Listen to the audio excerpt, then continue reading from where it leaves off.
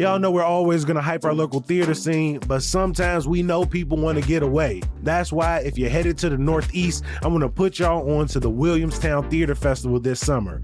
From July 17th to August 3rd, among the Berkshire Mountains in northwestern Massachusetts, over 130 artists will take the stage for nearly 100 performances. Some of the offerings include a world premiere from Jeremy O'Harris, a production of Camino Reels starring Pamela Anderson and Nicholas Alexander Chavez, and a new adaptation of a Samuel Barber opera. Discounted hotel rooms are available through June 1st. Go to WTFestival.org and make your plans to immerse yourself in theater this summer. Today on CityCast Chicago, why is the city still prosecuting DNC protesters almost a year later? Why can't we use e-scooters after midnight? And would you go on a Great Lakes cruise ship? It's Tuesday, May 20th. I'm Jacoby Cochran, and this is what Chicago's talking about.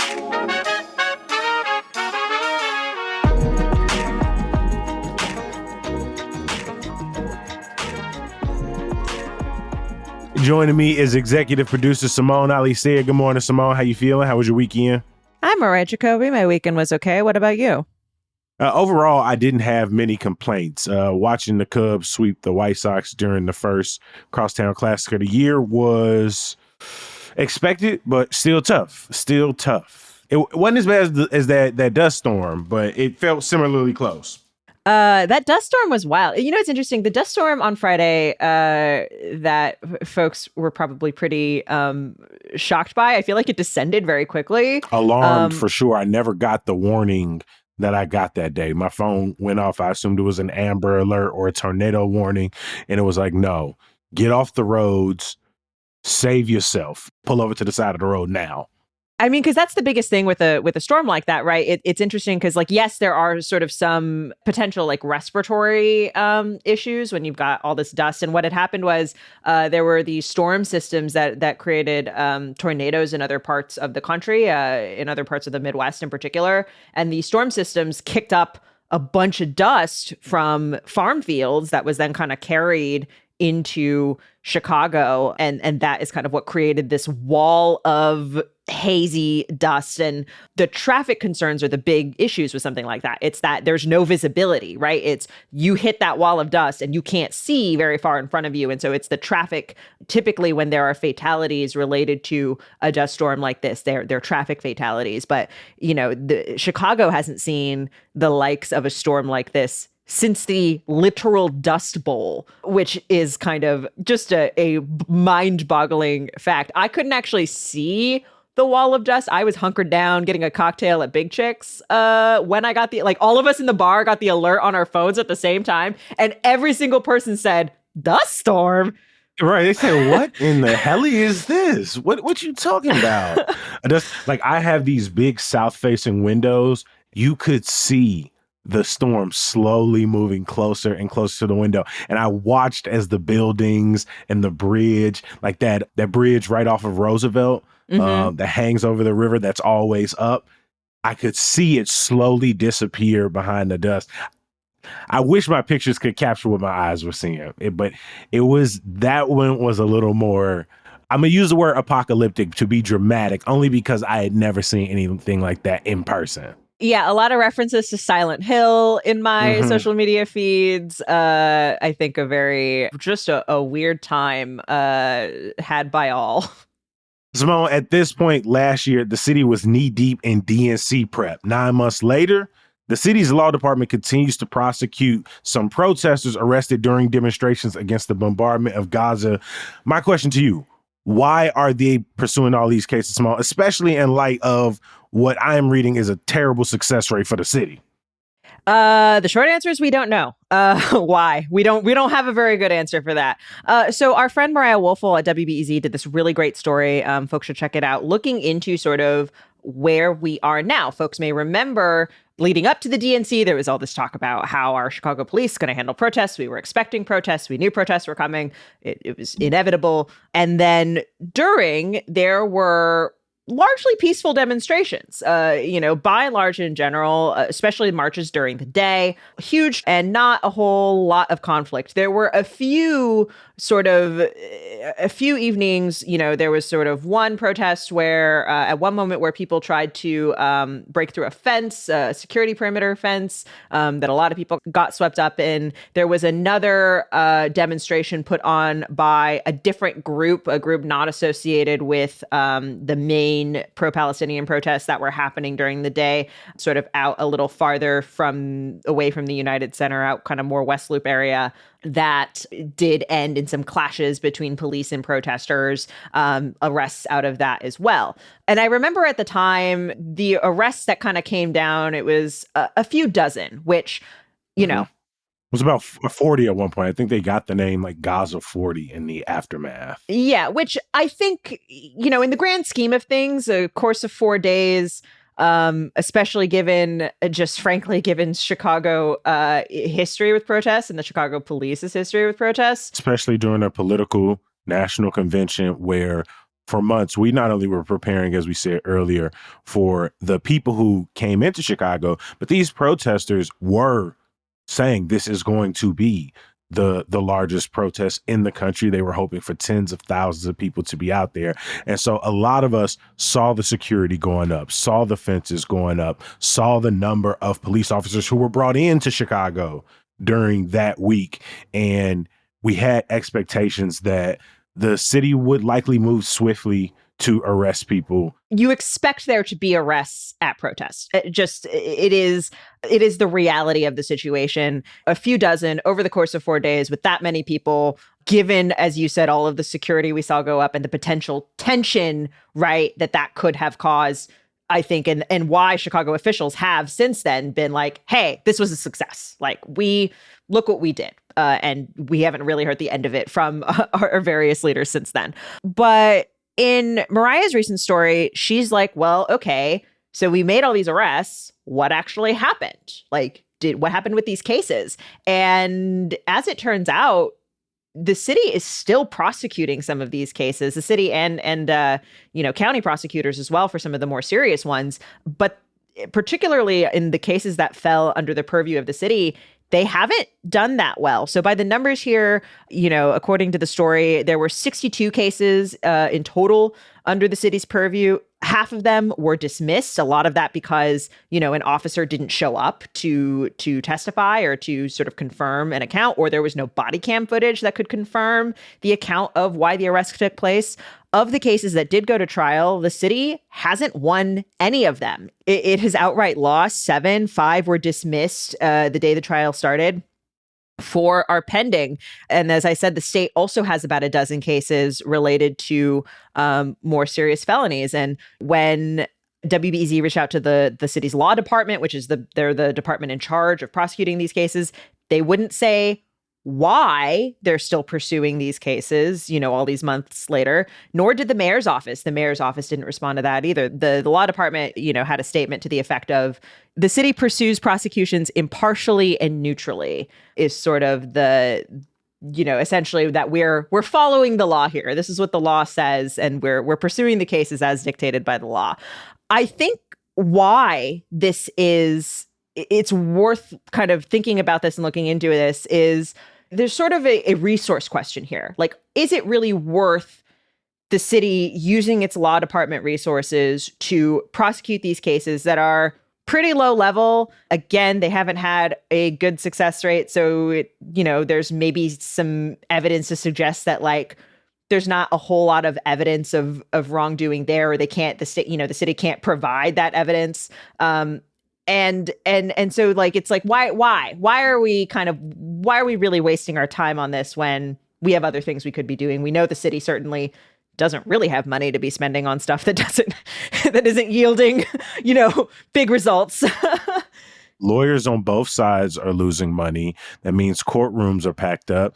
If you are going through any part of the legal justice system, like what that means for these individuals taking off time from work, maybe they have to travel back to the city, like the time put into it, at least from the city's perspective, you would think they're trying to deliver prosecutions. But a part of me wonders if for the Johnson administration, because he sat down with Bella Boz from the tribe and did a midterm conversation. And at one point, she straight up asked about these protesters who were arrested, and the mayor kind of danced around the answer. And he talked about, his solidarity with other leaders who have called for both an end, like a ceasefire, an end to the bombardment. But then he quickly reminds people he's also calling for, the release of hostages. And for me, this feels like that statement, which has come to represent people who are trying to say, hey, we know people have differing opinions about this issue, so I'm going to try to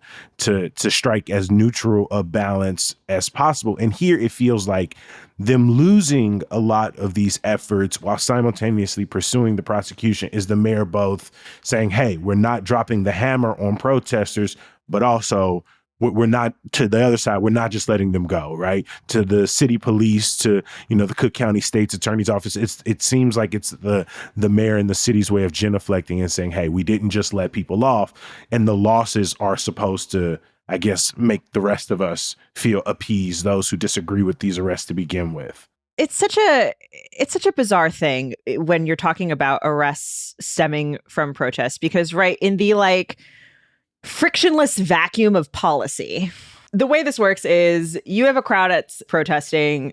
Let's say the crowd's getting rowdy one way or the other, fights are breaking out.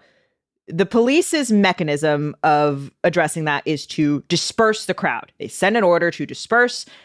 Theoretically, the protesters are there, leave the area, and if you fail to follow that order, you are arrested. But that solves the issue of there's a rowdy crowd, right? The dispersal order. Now, of course, issues of, police making it difficult for people to leave, either physically making it difficult or otherwise. Kettling people, sending contradictory orders. Or people just straight up not being able to hear the orders, right? Exactly. Of how can you tell that someone actually is disobeying the order versus just straight up didn't really understand what was going on. On top of that, you have, and this is in at least one case, a judge pointed out that when an order to disperse in one of these events was made, you also have police, using batons and stuff to hit people, or the protesters themselves are the subject of violence by the police, right? And that complicates sort of the issue of, is the protester doing something wrong here?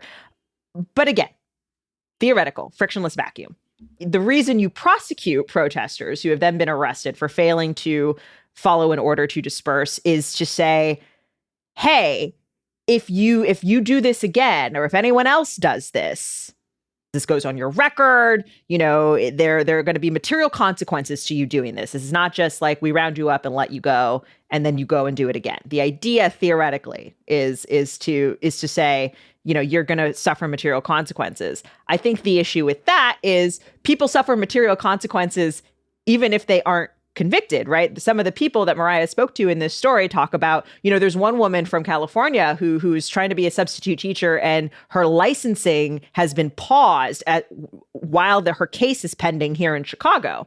There were several people she spoke to who they didn't get the right information about their court dates. One person spent a whole day going from courthouse to courthouse trying to figure out where he was supposed to be.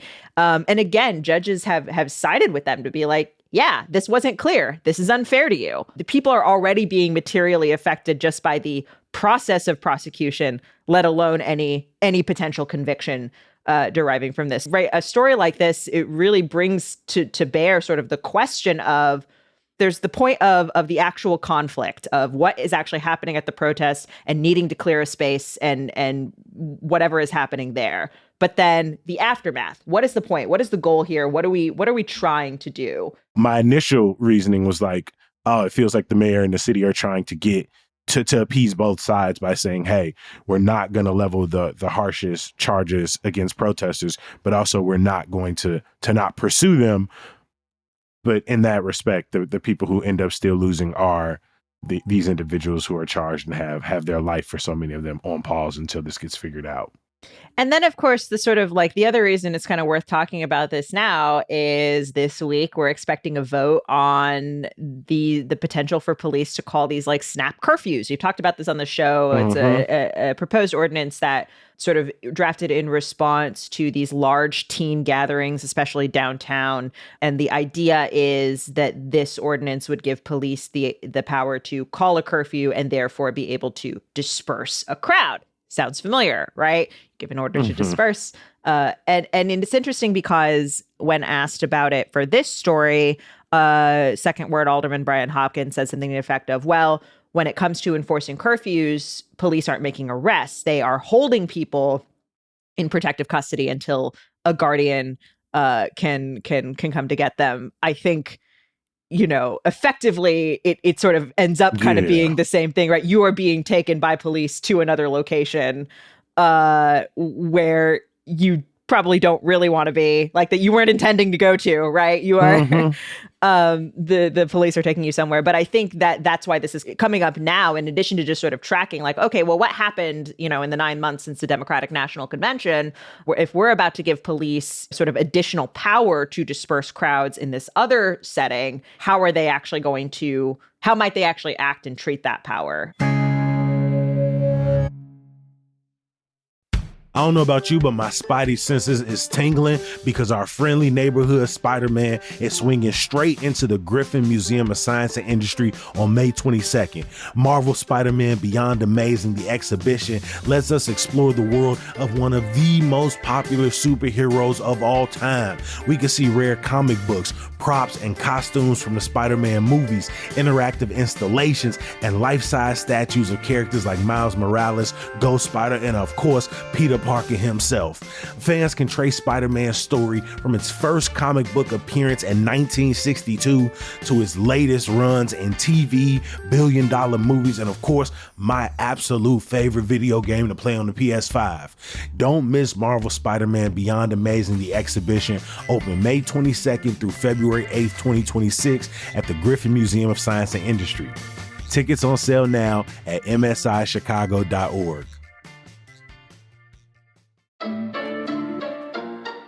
Step right up. Cats is under the big top in Paramount's reimagined take on this legendary musical. That's right. The Tony Award-winning musical is at the Paramount Theater in Aurora, and audiences have been loving it. And sure, maybe you've seen Cats before, but trust me, you ain't never seen it quite like this. This circus tent of Jellicle Cats is a spectacle of contortion, acrobatics, juggling, and aerial feats, featuring the cats you know and love like Mungo Jerry, Bustopher Jones, and more. Running through June 15th, Paramount Theater's production of Cats is set to enchant a whole new generation. Get your tickets today at ParamountAurora.com. And hey, use the code CityCast for $5 off per ticket, up to 4 tickets. That's my gift to you.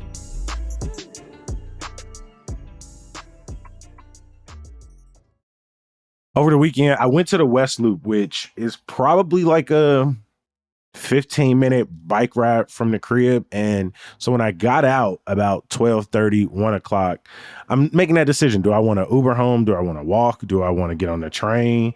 And for me, I don't mind jumping on like a scooter, but Simone, I'm very confused when I get out and I can't get a scooter, because I thought a year ago the city made it very easy and lifted the restrictions so that we could ride scooters between midnight and 5 a.m., which they were largely blocked during the beginning duration of our e-scooter experiment. What's going on here? I thought we had already dealt with this. This is another case of the theoretical frictionless vacuum of policy versus the reality of how things work. So, right, as you said, last year, the city passed an ordinance to lift a ban, the after midnight ban on using scooters, allowing people to use these rented e-scooters late night.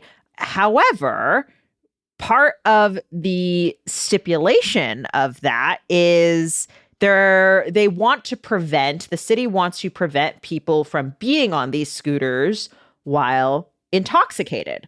And specifically, they want these companies to essentially make you take a sobriety test. And like the way your But face right now. I be drinking at like 7 and 8. Why I didn't got to take it at 8 o'clock? Why? Well, because the after midnight is right theoretically when everybody is partying. It's the highest concentrate. You know, But when they passed the ordinance, they said that they really wanted to focus on people who work after midnight, people who are commuting after late hours, or just people who are out, after hours, regardless. Like that this wasn't. It feels like this wasn't the major focus then, but now it's become the major holdup now. Yeah, it's funny. Block Club Chicago covered this, and in the deck in the story has a line to the effect of like, doesn't seem to be much evidence that drunk scootering is actually like a huge problem. But here's sort of where the city's coming from here is right. What their preference would be is that these apps essentially create some kind of like mobile sobriety test, like making you stop really quickly or like drive in a straight line or something like that, and be able to like track if you can't do that, and if you can't, it would then like lock you out of the app, so you can't for like 6 hours. Pitched a feature that doesn't exist, that no other city or state has required, and then was just like, hey, if you can make that, you can keep doing, you can have it. And the companies are basically like, this is too onerous. Like, what? Like we can't do this. So in other cities, and this is what they pitched back to Chicago, is like, what we can do is have a warning in the app. Like, do not drive the scooters while intoxicated. And while I'm inclined to agree that, like, I don't think a warning is going to stop people from scootering while intoxicated. I don't want drunk scootering or drunk skateboarding or drunk driving, but we don't have an in-app sobriety test to get in the car. It feels like it's that's what these companies are saying too, right? That like, you don't require this for people to get into a car. We also don't require it. I looked it up because I was curious about this for Divvy. The Divvy bikes run all night. You can run them anytime. 24/7, 365. There's absolutely no sobriety test to get on a Divvy. Again, you should not ride a bike while intoxicated. Like, it's not a good idea. However, there is nothing physically stopping you, right? Police can stop you if you're intoxicated on a scooter or in a car, right? That is the enforcement mechanism that we have to prevent drunken motoring. It is, if you are caught by police, they will enforce the law. And so it's an interesting kind of debate here that the city is asking for an actual in-app sobriety test. And the companies are sort of like, no. And so that's why, Jacoby, you were unable to ride that scooter home after midnight, and you had to pay who knows how much for an Uber or whatever you did. I just love how the city is playing architect and the engineers over at the company. Like, what are you? Just because you can draw it don't mean we can build it. Like the line that Block Club had, they said essentially they were like, we need a test based on the latest in science. And this sensor thing I'm talking about has to do with something that the Lime chairman said in 2019, that they were testing those sensors of like, oh, can we see if scooters are driving in a straight line or wobbling? But that has not launched. It's so interesting because I think, a lot of the city council who, again, voted for this, they sort of see this as like a reasonable request of like, yeah, can we make sure? And I think maybe the thing about scooters versus bicycles that gets people is, number one, the scooters have a motor, like you can go much faster. It's a motorized vehicle. They do got them Divvy e-bikes though. It's true. It's true. I feel like there are more Divvy e-bikes now than there are like regular Divvy bikes on the street. Yeah, but the e-bikes, you still have to pedal, right? And you still have to, That's a good point. I think it's probably easier on a scooter, dissociate and completely like zone out. Well, I was going to say on a bike, you have to balance that bike and like have enough sort of presence and core strength to like, actually stay up and pedal forward. It's wild because I feel like I know a lot of people, particularly when I was in college, like the amount of drunken biking happening in college towns, like woof, guys. Expose should be written. Woof. Like it is certainly happening. Like I know a lot of cyclists who sort of see biking as like, oh, this is my safe way of getting home that's not driving after I'm out all night, which again, it really isn't the case. Like that is not true, especially if you are riding in the street where you are surrounded by cars that are much larger than you, and who knows what's going to happen. And I think that's the other thing with the scooters too, is right, they're banned from being on the sidewalks. You're really not supposed to ride them on the sidewalks. People still do. I certainly almost get hit by a scooter on the regular walking on the sidewalk. But yes, theoretically, you are riding this motorized vehicle that's going, pretty fast, and you are potentially intoxicated along with other cars. I can see the sort of desire, right? I could see sort of the problem we're trying to solve for. I don't really think this is reasonable necessarily to ask. Well, it feels like this is just going to be like a stalemate until either this test comes out or these companies get more persuasive. But the city, like you said, doesn't seem like they have any motivation to rewrite this ordinance. Not that I could see in the near future, unless there are a lot of midnight scooter riders who want to come out and call their alders. Last week, there was this story that we all saw, but we didn't get to talk about, which was this Great Lakes cruise ship. And Navy Pier had a whole ass cruise boat out there that is supposed to take people across the Great Lakes and then up into Toronto, I believe.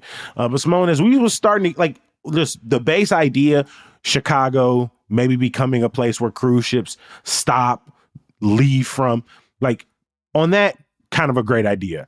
Once we started looking at this ship in particular, this trip in particular, cost and stuff, I'm gonna be real, I got a lot less excited about this prospect. You can catch listeners up on some of the details here. I really wanted to be excited about this. I really did. Too. I have become, since moving to Chicago, I've really become quite the Great Lakes evangelist. Like, I think it's such an interesting water system. I think it doesn't get the love it deserves. It's huge. It is international. It is, it is the largest source of drinking water. It is beautiful. People do not give it enough credit for how gorgeous it is. The water is clear. I think often you'll see in the tourism bureaus for various Great Lake cities of like, the water is clear and there's no sharks, right? Like, just... And I love when people visit Great Lake cities. People pull up on a Milwaukee, a Detroit, a Chicago, and they're like, "Oh my God! Yeah, I didn't know y'all had concrete beaches. I didn't know that y'all had a little ocean out here." You had an ocean, like, yeah. people really go crazy. I love that, and I love that moment when that happens. However, so this ship, this is the first time a cruise ship. I believe it's the first time a cruise ship has left from Navy Pier. And so it was sort of this big deal, and you're like, oh, this could be really interesting for tourism. This Victory Cruise Lines trip from Chicago to Toronto or from Toronto to Chicago. It's no Royal Caribbean, my friends. We're talking $6,500 at minimum, like, per person for a 10-day cruise. Now, to Cleveland. Right. The stops include Detroit, Cleveland, Toronto, Mackinac Island, I think a couple others. I think you're on the UP as well. Yeah, we was just talking about like Great Lakes respect, like respect for big cities on a Great Lake. I got a ton of it. I love when people get to flex their lake. I love the history of it. I love being out on it on a kayak or a boat. But the minute you throw a $6,500 price tag on it, I get real disrespectful over here. Really disrespectful. It is. Yeah, that is. Niagara Falls also on the agenda. It's I could drive there and back and take all of the pictures for a fraction of that. And this is the big debate, right? Because a cruise like this, it's about the experience of being on the water and getting to these places by water, right? There are excursions. The ticket does include excursions at every port. It includes one night hotel stay wherever you're leaving from. So, for example, if you wanted to fly to Toronto, stay in a hotel, and then cruise back to Chicago, right, over a 10-day cruise, and a 10-day stay. $6,500 for a 10-day stay. That's for somebody. Somebody is excited about that. Somebody is really looking forward to that. I just cannot I think it's Cleveland that's getting me. I think it's that Cleveland's on the side. And there's no shade to Cleveland. Like, Nah, Joe Kim Noah. What Joe Kim Noah say? Cleveland. I ain't never heard anybody say I'm going to Cleveland on vacation. well, now they are. They are going on a boat. These boats hold about 190 guests. It's 300 feet long, which is not that big in the world of cruise ships. I was on a cruise with my family in the Mediterranean that was like, it's like 1,000 people on that boat. It was a lot of people. Okay, here's one. Brilliance of the Seas.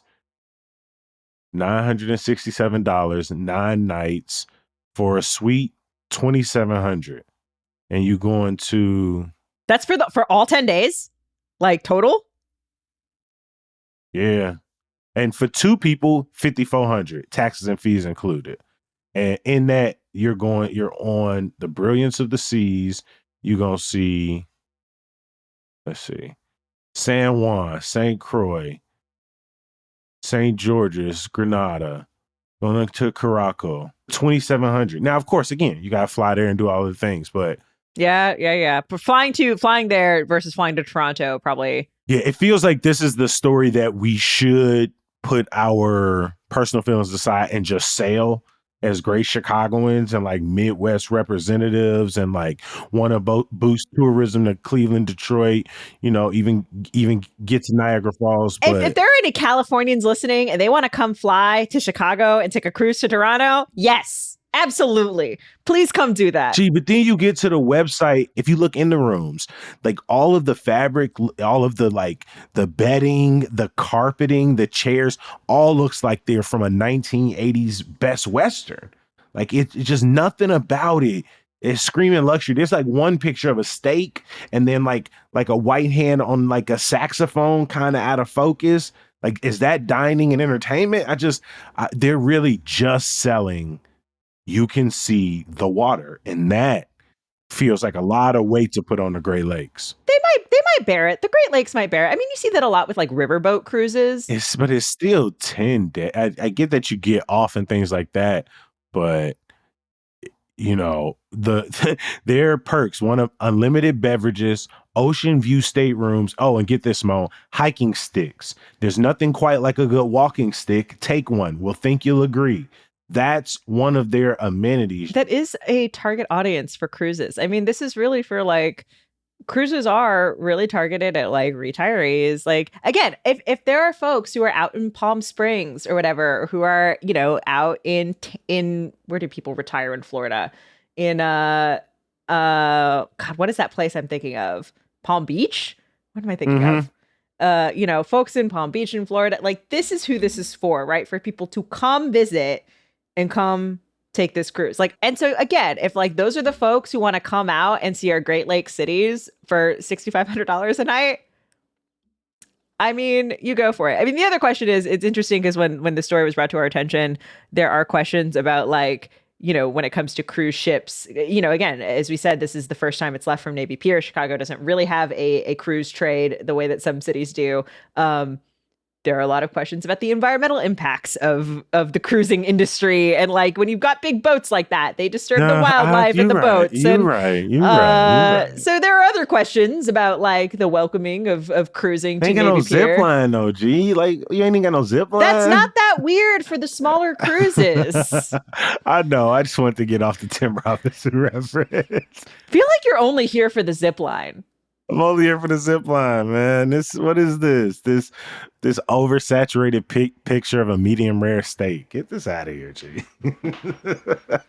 But the Great Lakes, Jacoby. But the Great Lakes. Again, I wouldn't pay for it. I will say, in reading this story, we did have a broader conversation of like where you could get to leaving out of Chicago, like because so much of the boats that are starting to fill up the docks over here, I feel like a lot of them are just going out, play pins, sell around Lake Michigan. But it is really cool to realize like how far you can get out of Lake Michigan right along Chicago's coast, not only through all of the Great Lakes up to Toronto and then out to the ocean. It's always a good reminder because it's not something I think a lot about. I feel like we don't see a lot of I mean, there's industrial all these ships coming through, like a lot of cargo ships and things. So we're not often thinking about how, Lake Michigan connects out to the broader. No, you've got waterways. all these canals, and right, that's kind of what they were built for. The other thing I told, right, is the Great Lakes also have a bunch of shipwrecks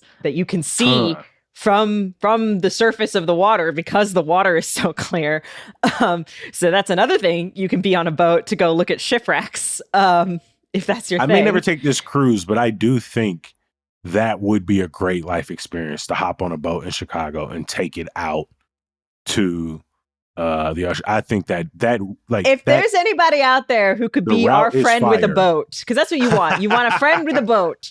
If there's anybody out there, a CityCast Chicago. We'll make a series on it. Yeah, we'll do a little tour of the Great Lakes. I wouldn't pay $6,500, but I would do this route.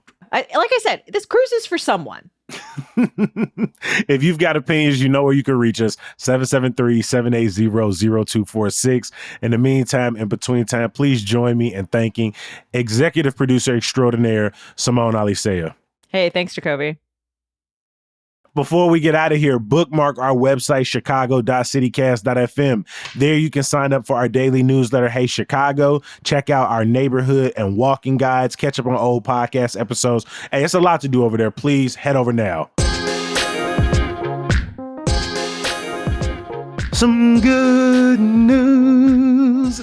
In celebration of Asian American, Native Hawaiian, and Pacific Islander Heritage Month, I want to give a huge shout out to the Chicago chapter of the Asian American Journalists Association for putting us onto so many amazing events happening this month. This week alone, you've got the AAPI Market from Backyard Babes on Thursday. They're going to have over 10 vendors, performances. They're also going to have a tattoo artist in the building if you're trying to get a flash tattoo. Plus, you've got the Water We Dance In poetry reading on Friday. And on Saturday, you've got Masala Memories celebrating South Asian food in Chicago. I know I threw a lot at you, but I'm going to drop those links in the show notes. And if you're looking for more events this month or next, you already know where to go. No, Kobe, I don't. Chicago.citycast.fm. We got a packed events calendar. I could keep going for days, but again, happy AAPI Heritage Month. As always, we appreciate you for listening and reading. We're going to be back bright and early tomorrow. Hopefully you'll join us. Peace.